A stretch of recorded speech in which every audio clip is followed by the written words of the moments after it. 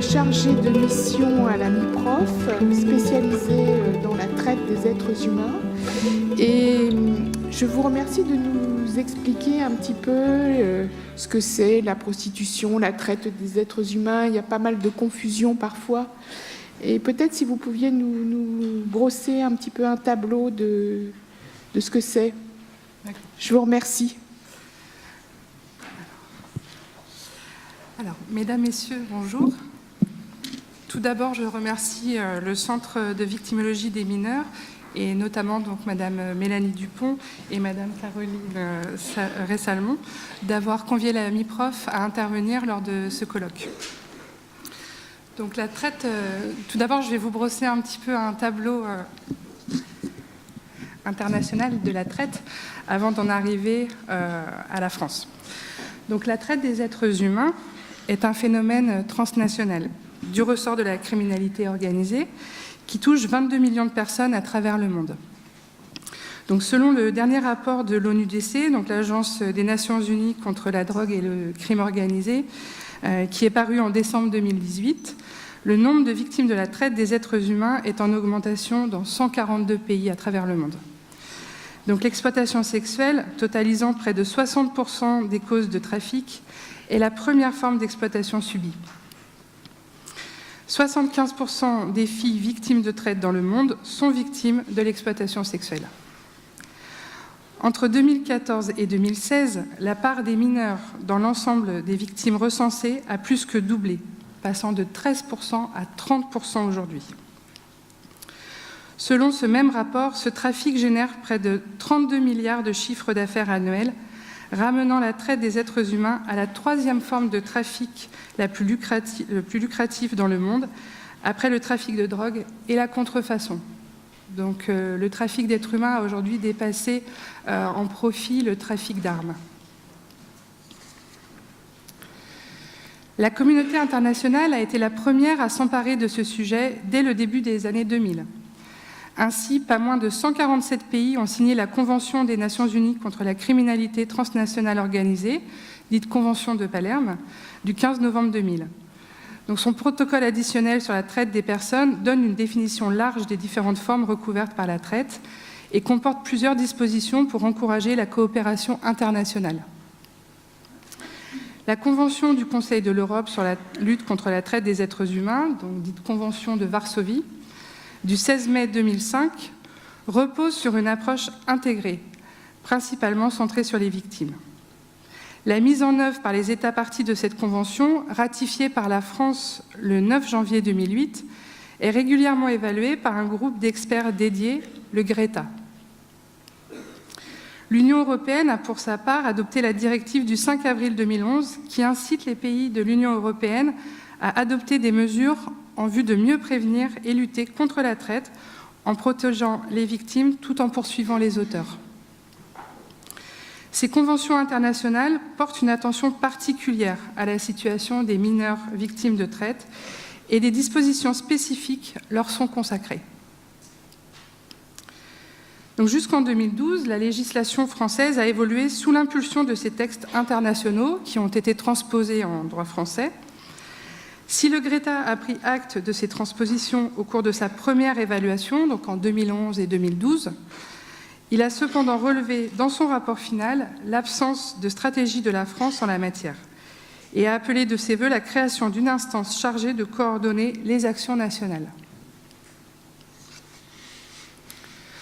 Donc c'est dans ce contexte que le gouvernement français a souhaité mettre en œuvre, donc à partir de 2012, une véritable politique de lutte contre la traite des êtres humains qui s'est manifestée, donc en premier lieu, par la création de la MIPROF, donc la mission interministérielle pour la protection des femmes contre les violences et la lutte contre la traite des êtres humains, que je représente aujourd'hui, et qui s'est vu confier le rôle d'instance de coordination en matière de lutte contre la traite. Donc, deuxième avancée dans ce contexte, c'est l'évolution de l'arsenal législatif. Donc, je ne vais pas vous développer aujourd'hui toutes les avancées législatives.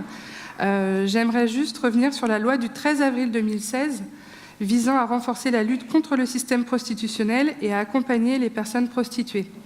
Donc, il constitue une réelle avancée en matière de lutte contre la prostitution et la traite des êtres humains au cœur de l'action de l'État. Cette loi marque en effet un réel changement dans la vision pénale, faisant des prostituées qui étaient avant des coupables, qui étaient poursuivis, des victimes, avec la suppression du délit de racolage au profit de la pénalisation du client. Donc, cette loi vise à prévenir la traite et la prostitution en réduisant la demande par la pénalisation d'achat d'actes sexuels et la responsabilisation des clients. En criminalisant donc le recours à l'achat d'actes sexuels, la France a pour objet de réduire la demande, ce qui aura pour effet de tarir le lucratif marché de l'exploitation sexuelle et de rendre ainsi l'action des réseaux criminels plus difficile. Deuxième avancée de cette loi, donc mieux accompagner les personnes prostituées victimes de proxénétisme et de traite des êtres humains, avec un accompagnement individualisé dans le cadre du parcours de sortie de la prostitution, un droit au séjour élargi et une protection renforcée avec la possibilité d'avoir une identité d'emprunt, d'avoir recours au huis clos, une domiciliation chez leur avocat, donc pour les victimes qui coopèrent avec les autorités judiciaires ou qui portent plainte. Troisième avancée de la politique publique menée par le gouvernement français, c'est le premier plan d'action national contre la traite des êtres humains qui a été adopté en Conseil des ministres en 2014 et qui s'est terminé en 2017. Donc, ce plan a été piloté par la MIPROF et plusieurs mesures portent une attention particulière à l'exploitation sexuelle des femmes et des jeunes filles et plus généralement des mineurs. Donc, la France est de plus en plus exposée au phénomène de la traite à des fins d'exploitation sexuelle, en tant que pays de destination, mais aussi de transit. Depuis plusieurs années, on constate une augmentation du nombre de victimes d'exploitation sur notre territoire, notamment des victimes mineures. Donc, d'après le dernier rapport de l'OCRED, donc l'Office central pour la répression de la traite des êtres humains, parmi les 894 victimes de traite identifiées en France en 2017, 129 étaient mineurs, dont une très large majorité victimes d'exploitation sexuelle. Elle était 53 en 2015. Donc vous voyez en 2 ans l'évolution. Je précise juste ici qu'en France, seuls les services de police et de gendarmerie sont compétents pour identifier formellement une victime de traite des êtres humains. Les associations peuvent repérer les victimes, mais donc seules les forces de police et gendarmerie peuvent les identifier formellement. Depuis 2 ans, la MIPROF et l'ONDRP, donc l'Observatoire national de la délinquance et des réponses pénales, en lien avec le collectif d'associations Ensemble contre la traite des êtres humains, a diligenté une enquête sur les victimes suivies par les associations en France. Donc, lors de la publication de la dernière étude en juin 2018, cette étude nous montre que 13% des victimes de traite suivies, donc repérées par les associations en 2016, étaient mineures. Et sur l'ensemble des victimes mineures, 45% étaient victimes d'exploitation sexuelle.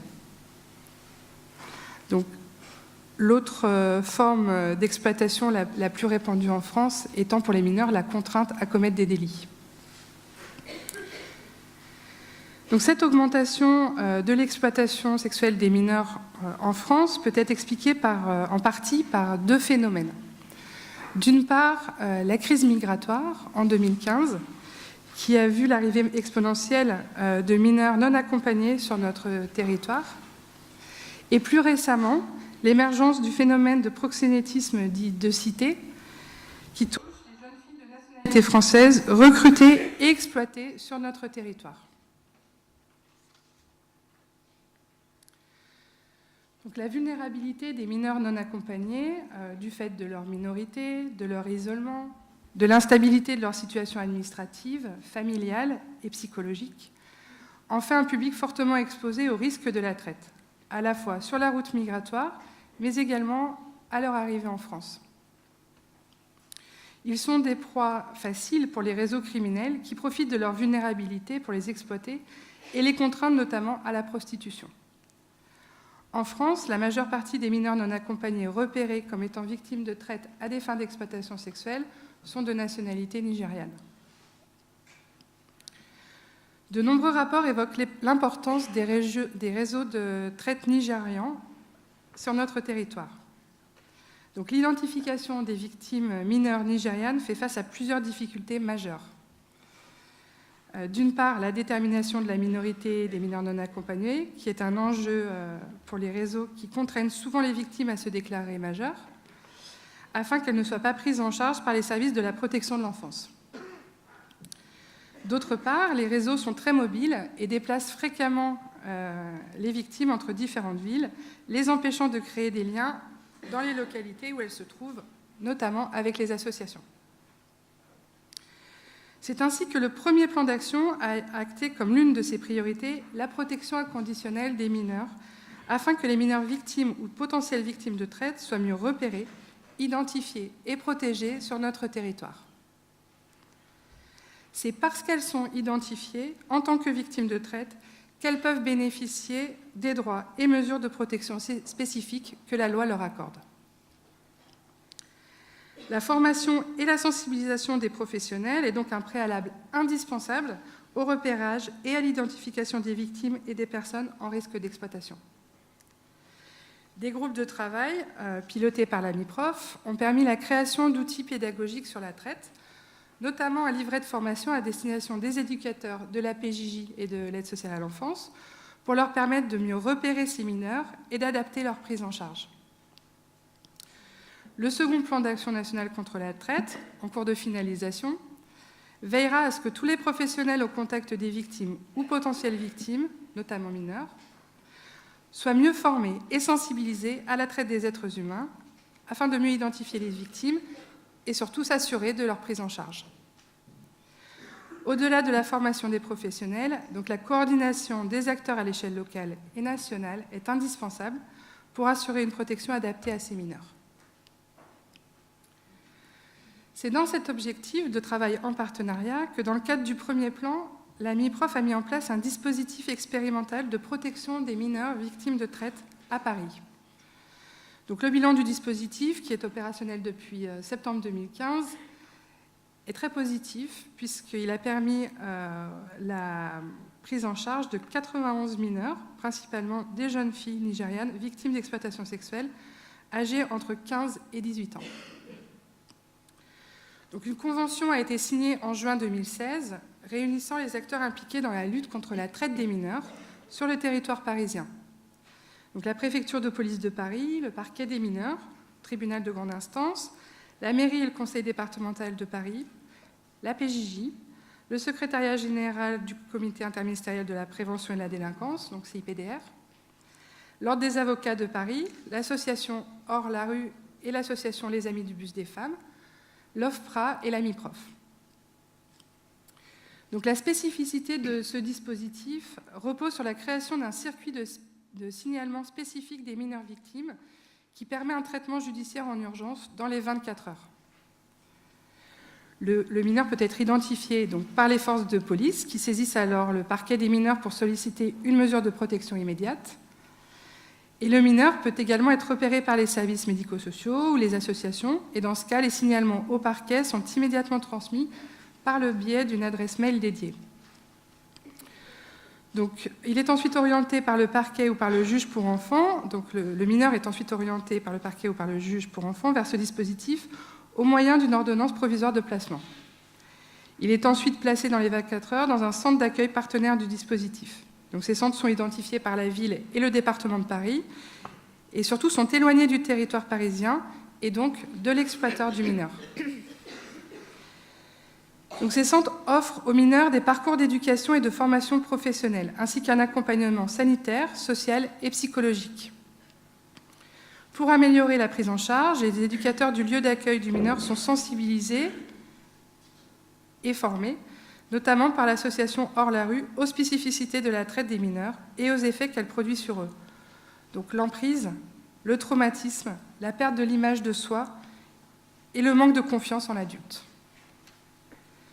Un administrateur ad hoc et un avocat formés à l'assistance et à la défense des mineurs sont systématiquement désignés par le procureur de la République et le barreau de Paris pour accompagner le mineur dans son parcours judiciaire. Le second plan d'action national contre la traite des êtres humains prévoit l'extension de cette convention sur les territoires impactés par le phénomène, ce qui permettra d'intégrer tous les acteurs pertinents pour permettre une meilleure identification des mineurs victimes de traite sur l'ensemble de notre territoire. Ce dispositif montre que la coopération entre les associations et les institutionnels est un gage d'efficacité. Je profite de cette occasion pour saluer le travail des associations, qui sont nombreuses dans la salle, qui sont en première ligne pour travailler conjointement les volets de la prévention et celui de la protection des victimes de traite impliquées dans un réseau ou susceptibles de l'être. La création d'un comité de coordination de la lutte contre la traite des êtres humains au sein du comité d'orientation de la MIPROF en août 2016 a permis de renforcer le rôle de coordination de la MIPROF, mais surtout d'institutionnaliser et donc de pérenniser la participation de la société civile, des associations spécialisées et des personnalités qualifiées aux actions mises en œuvre dans le cadre du plan d'action. Donc, dans la lignée du premier plan d'action national contre la traite des êtres humains, le futur plan inscrira comme axe fort l'inconditionnalité de la protection des mineurs. Une attention particulière est portée à une des formes d'exploitation en pleine émergence dans notre pays, à savoir l'exploitation sexuelle des jeunes filles françaises, pour la majorité mineure, par des réseaux délinquants, phénomène qui est donc, comme on l'a dit, communément appelé le proxénétisme de cité. En 2017, 53% des victimes identifiées au cours des enquêtes relatives au proxénétisme de cité sont mineures. Ces jeunes filles sont exploitées par des délinquants issus de quartiers sensibles, majeurs comme mineurs, qui voient dans cette activité un nouveau moyen de tirer des profits croissants et n'hésitent pas à emprunter certains modes opératoires connus jusque-là par les groupes de criminalité organisée. La recrudescence de la prostitution de ces jeunes femmes, parfois très jeunes, s'appuie sur le profil souvent particulier de ces victimes. Psychologiquement fragiles, donc désocialisées, en rupture familiale et scolaire, fugueuses des centres de placement pour mineurs, livrées à elles-mêmes et d'autant plus facilement enrôlées qu'elles n'ont généralement pas de moyens de subsistance. Les proxénètes de cité sont majoritairement connus au préalable pour des faits de délinquance de droit commun, donc vol, extorsion, trafic de stupéfiants, et ils exploitent ces jeunes filles dans des hôtels bas de gamme ou en appartement, principalement au moyen de petites annonces diffusées sur Internet. Si ce nouveau mode d'exploitation est particulièrement prégnant dans les grandes agglomérations et quelques cités périurbaines, il est aujourd'hui visible sur l'ensemble de notre territoire. L'OCRED consacre une partie de son rapport 2017 à ce phénomène émergent. Donc, l'Office note une évolution dans le mode opératoire de ces jeunes délinquants qui structurent de plus en plus leur activité en réseau au regard du recrutement, de la logistique et du contrôle des victimes. On observe depuis peu une évolution avec le confinement, voire la séquestration des victimes en appartement dans des cités sensibles sous la surveillance des membres du réseau. 14 des 84 affaires diligentées par les services d'enquête au cours de l'année 2017 ont permis de mettre à jour l'existence d'un réseau très structuré. Mieux encore, et cela constitue une évolution majeure, 2 de ces réseaux comportaient tous les éléments constitutifs de la traite des êtres humains et ont été démantelés sous cette qualification. Donc, afin de mieux lutter contre ce phénomène dans le cadre du second plan d'action, des mesures axées notamment sur la prévention seront mises en œuvre, à travers la formation de tous les professionnels travaillant au contact des mineurs victimes ou potentielles victimes, et plus spécialement les éducateurs de l'aide sociale à l'enfance, et des actions de prévention à destination des jeunes dans le milieu scolaire et sur les réseaux sociaux pour les alerter et les informer sur ce phénomène. Donc, en conclusion, le gouvernement s'est engagé dans la lutte contre la traite des êtres humains, notamment des mineurs. Si nous sommes passés de la fatalité à la responsabilité, le chemin sera encore long avant que ce crime n'appartienne définitivement au passé. Donc, c'est en conjuguant nos efforts et en mettant en œuvre un véritable travail en partenariat, tant au niveau local que national, que nous pourrons continuer à lutter efficacement contre ce phénomène et mieux protéger les victimes. Je vous remercie pour votre attention.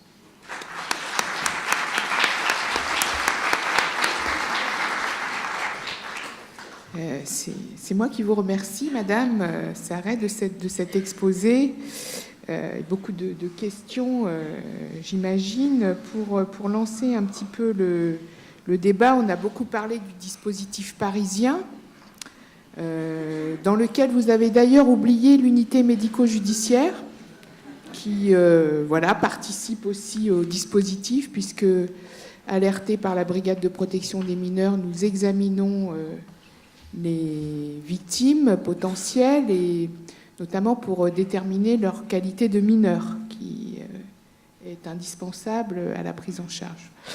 Mais je voudrais savoir qu'est-ce qu'il en est en province. Est-ce qu'il y a des dispositifs, peut-être pas de cette ampleur, mais est-ce qu'il y a des dispositifs qui ont été mis en place en province? Est-ce que ce modèle est exporté dans les grandes villes où il y a aussi, j'imagine, des situations similaires? Alors pour l'instant, le dispositif est resté au titre d'expérimentation à Paris. Et aujourd'hui, un groupe de travail piloté par la DPJJ est en cours justement de réflexion avec les différentes juridictions impactées par le phénomène de la traite des mineurs, pour voir dans quelle mesure et comment déployer ce phénomène dans les territoires impactés. Plusieurs parquets se sont montrés très intéressés par cette expérimentation et souhaitent aujourd'hui le mettre en œuvre. Donc on espère que ce sera le cas dans le cadre du deuxième plan d'action. Merci. Avant de laisser la parole à la salle, j'ai une deuxième question, parce que vous avez parlé d'un livret à destination de la PJJ et de l'aide sociale à l'enfance, qui doit notamment servir à la formation des personnels pour repérer ces situations. Où est-ce qu'il est disponible? Est-ce qu'il est disponible sur Internet, ce livret? Comment? Parce que nous, il nous intéresserait peut-être sur notre site Internet du Centre de victimologie pour mineurs de pouvoir le mettre à disposition des professionnels. Alors, ce livret est accessible donc, en faisant la demande directement à la MIPROF. Pour l'instant, la MIPROF n'a pas de site Internet dédié. On a quelques outils qui sont mis en ligne, mais vous pouvez le trouver sur le site du secrétariat d'État, où il est mis en ligne, secrétariat d'État à l'égalité femmes-hommes, dont dépend la MIPROF. Mais le plus simple, c'est de contacter directement la MIPROF et on peut vous envoyer des exemplaires, soit papier, soit par mail, de cet outil. Je vous remercie. Donc, j'imagine qu'il y a des questions pour les micros.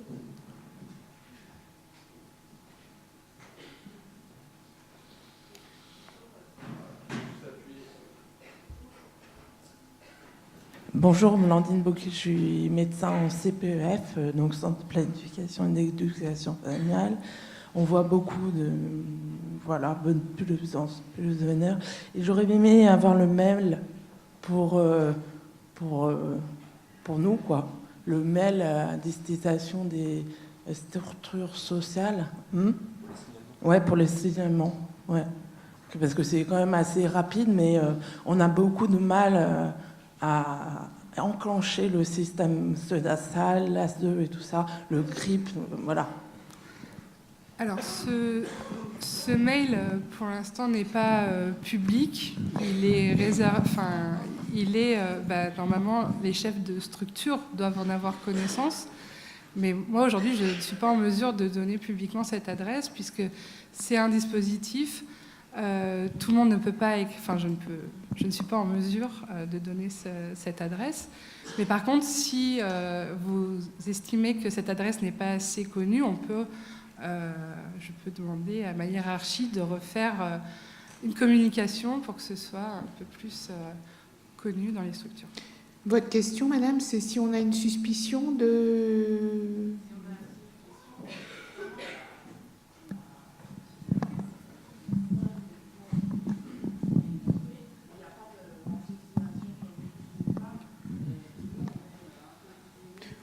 Moi, j'imagine que si vous avez une suspicion d'une situation de prostitution sur une mineure, vous pouvez tout à fait faire un signalement judiciaire, sans passer forcément par cette adresse particulière, mais sinon le signalement est tout à fait recevable. Je pense que, et comme il s'agit d'une infraction pénale, à mon avis c'est plus, mais Madame Becchio pourra nous répondre tout à l'heure, Il s'agit plus d'un signalement que d'une information préoccupante, parce que là, on est plus que préoccupé, j'imagine. Si vous pouvez vous présenter, merci.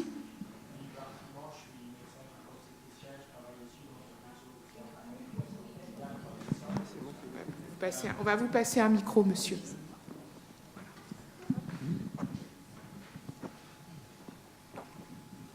Donc, je travaille aussi dans un réseau de centres de planification familiale en Essonne.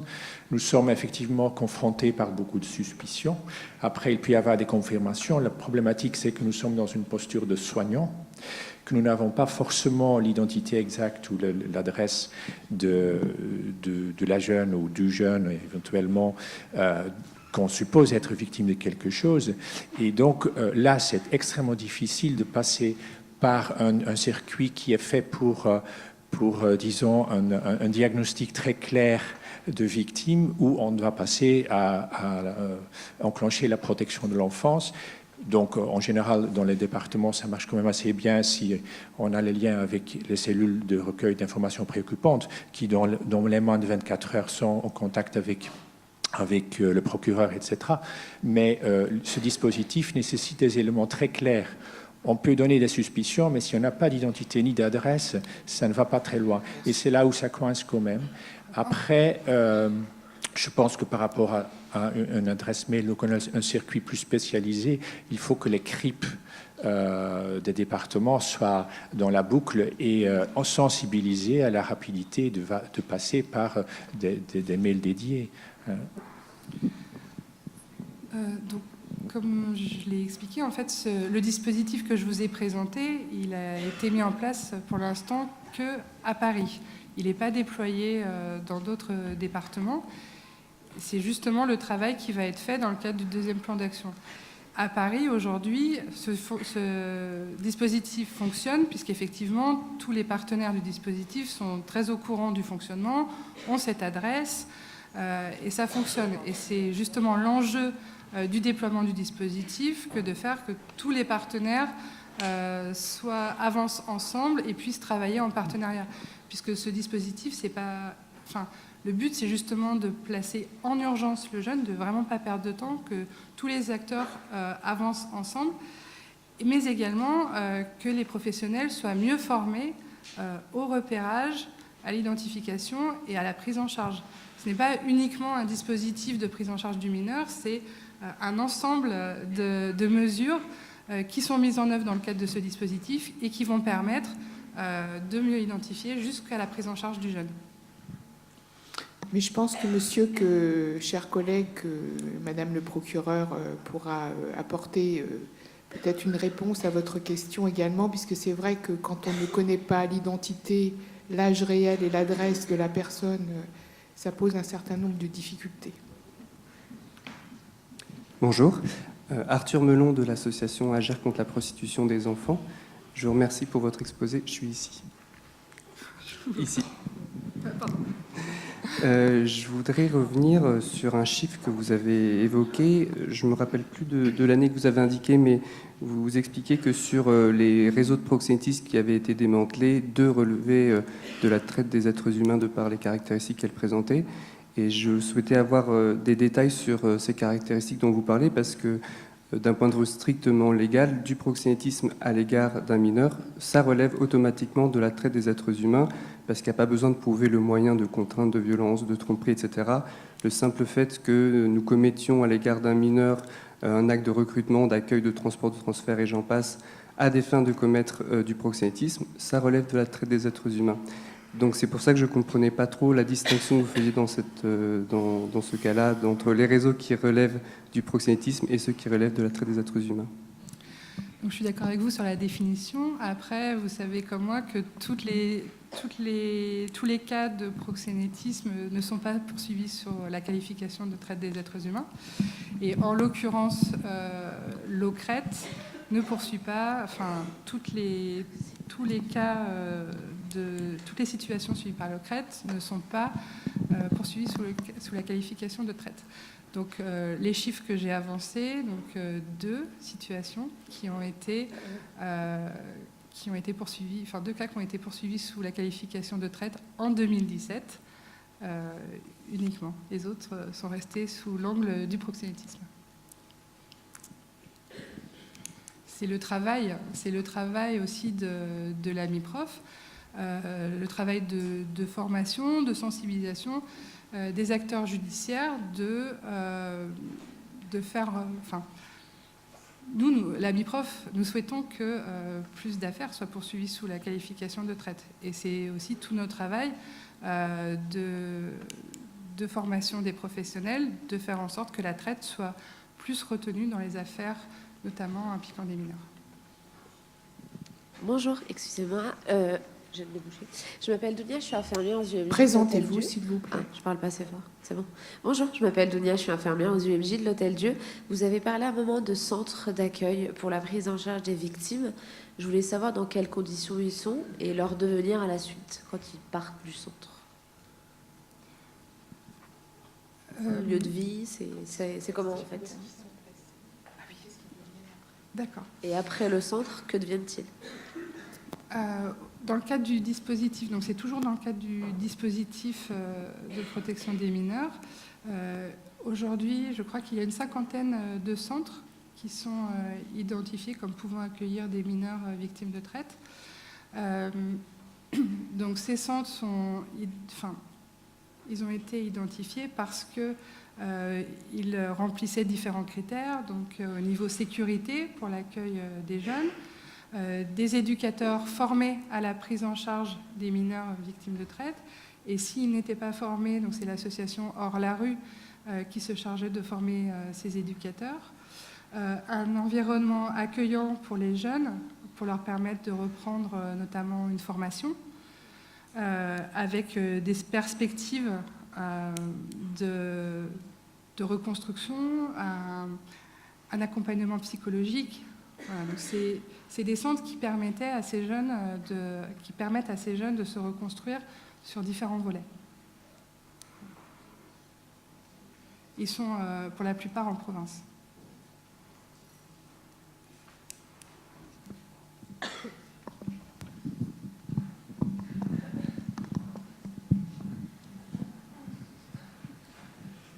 Bonjour et merci pour votre présentation, Lucie. Aurélie Jeannereau, je travaille au sein de l'association ECPAT, dont on aura l'occasion d'échanger cet après-midi. Je voulais juste apporter une toute petite précision. Peut-être que ça va répondre à la question de mademoiselle là-bas. Ce ne sont pas des centres dédiés qui aujourd'hui ont été inclus dans le dispositif expérimental. Ce sont bien réellement des centres de l'aide sociale à l'enfance, comme n'importe quel autre centre, dans lesquels des places ont été identifiées et dédiées pour ces enfants. Donc il n'y a aujourd'hui en France, à part une expérimentation dont nous parlerons cet après-midi, pas de centre dédié pour les victimes de traite. Voilà. Mineurs. Merci pour cette précision. Martine Balançon, pédiatre, médecin légiste. J'ai une question autour de la santé de ces mineurs. Y a-t-il un suivi pédiatrique, puisque les pédiatres suivent les enfants de 0 à 18 ans, particulier prévu avec notamment la réalisation d'un suivi, d'une enquête particulière et de données autour de la santé colligée, physique et psychique? Parce qu'on parle beaucoup du post-trauma, mais on parle peu de la santé physique. Aujourd'hui, à ma connaissance, il n'y a pas de programme spécifique au niveau pédiatrique. Effectivement, dans le cadre du deuxième plan d'action, on a essayé de réfléchir à comment mieux prendre en compte le psychotraumatisme des victimes de traite. Mais à l'heure actuelle, il n'y a pas de travaux spécifiques avec le secteur pédiatrique. C'est peut-être quelque chose qu'on peut vous soumettre en tous les cas. Tout à fait, j'en prends bonne note. Merci. On va prendre encore 2 questions. Bonjour, je m'appelle Alexandra, je suis éducatrice spécialisée en AEMO. Et actuellement, on a des situations de plus en plus de jeunes qui vont vers la prostitution par le biais de Snapchat. Des jeunes qui ont des caractéristiques avec des grandes fragilités. Et aujourd'hui, on est dans une impossibilité de savoir comment on les accompagne et comment on les protège. On travaille dans le cadre de la protection de l'enfance, aussi bien l'aide sociale à l'enfance, la brigade des mineurs, notre service d'AEMO. on se retrouve avec des questionnements de comment protéger ces mineurs de ce type de réseau. On estime que tout d'abord, c'est par la prévention qu'on va pouvoir mieux lutter contre ce phénomène, que ce soit dans le cadre scolaire notamment, ou que ce soit dans le cadre, comme je l'expliquais, de la formation des professionnels, de l'aide sociale à l'enfance, de la PJJ, de tous les professionnels en contact avec les mineurs. On réalise actuellement un gros travail avec l'aide sociale à l'enfance, puisqu'on estime que c'est actuellement, notamment dans le cadre du proxénétisme de cité, on estime que les éducateurs de l'aide sociale à l'enfance ont un rôle important à jouer en matière de prévention de ce phénomène. Donc on espère que dans le cadre du deuxième plan d'action, on va réussir à mieux former les éducateurs de l'aide sociale à l'enfance, quitte à refaire des outils peut-être encore plus adaptés à la spécificité du phénomène de proxénétisme de cité, pour pouvoir leur donner des outils pour mieux repérer et savoir orienter ces victimes. Et du coup, dans quelle mesure ce serait possible de travailler avec vous? Puisque nous, on a des situations et pas qu'une. Je vous laisserai mon contact et puis on pourra en reparler ultérieurement. Merci. Une dernière question. Bonjour, Nelly Chevalier de l'aide sociale à l'enfance, mais dans les Hauts-de-Seine. Je spécifie parce que justement vous parlez de formation avec les éducateurs de l'aide sociale à l'enfance, mais si j'ai bien saisi le dispositif, veuillez m'excuser, n'est que parisien. Mais est-ce que les formations sont sur l'Île-de-France, territoriale, nationale? Enfin, dites-nous en plus, s'il vous plaît. Alors, effectivement, il y a deux choses distinctes. Il y a le dispositif expérimental dont je vous ai parlé, et puis, dans un second temps, il y a les formations auprès de tous les professionnels en contact avec les victimes, avec les mineurs. Donc, ces formations auprès de l'aide sociale à l'enfance s'inscrivent dans le cadre de la prévention du phénomène. Aujourd'hui, c'est vrai que nous avons beaucoup de contacts avec l'aide sociale à l'enfance de Paris et moins avec les diverses ASE sur le territoire. Donc c'est une de notre missions dans les mois, dans les années qui viennent, de pouvoir développer ces formations dans toutes les ASE sur l'ensemble du territoire. Merci beaucoup. Vous voyez, vous allez être bien sollicité, la MIPROF, dans les mois qui viennent, certainement dans les semaines qui viennent. Merci beaucoup, Madame Sarret, pour cette intervention.